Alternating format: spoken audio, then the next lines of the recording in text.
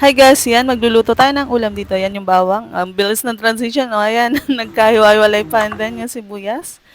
May mga bagong technique. Ayan, ang bibilis nating magayat yung mga sahog. And then, yan na po, lahat ng gagamitin.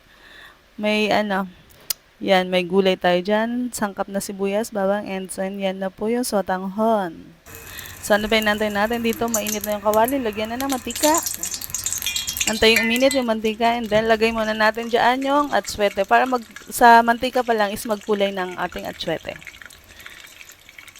So dito pala guys, pag niluto yung atswete sa mantika, medyo nagtatalsikan kaya ingat lang po tayo dyan. Ayan, nagtatalsikan yan guys. Kaya yung medyo malayo-layo na ako dyan kasi tumatalsik yung atswete. So anyways, kahit tumatalsik ay okay naman. Natanggalin na natin yung mga buto ng atswete para malinis ang ating mantika na paggigisahan mamaya. So ayan, malinis na nga. And then, magigisa na tayo dyan guys. May tumatalsik pa. Yan, unahin natin yung bawang. So hindi natin madidetermine kung golden brown na ba ito kasi yung mantika natin is may kulay na agad. So lutuin lang natin yung bawang.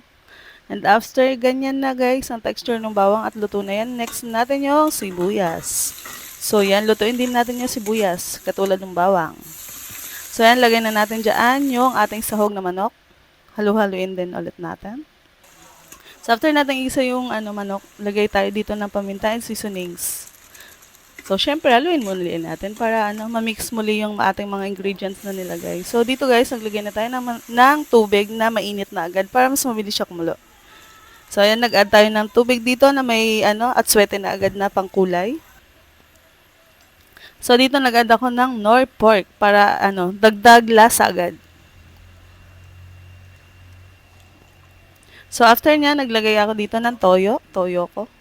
So nung kumukulo na yan guys, hindi pa tayo nakontento sa kulay, kaya yan, nilagyan ulit natin nung natira natin at swete kanina dahil hindi ko pa yung tinapon. So ayan, lagay na natin. So hindi naman yan kakalat yung buto dahil may salaan naman tayo dyan. So, ang gusto kasi natin kulay dito is makulay and sayang naman yung atswete kung tatapon natin. So, sulitin na natin yung paggamit nito. So, yan guys, goods na yan.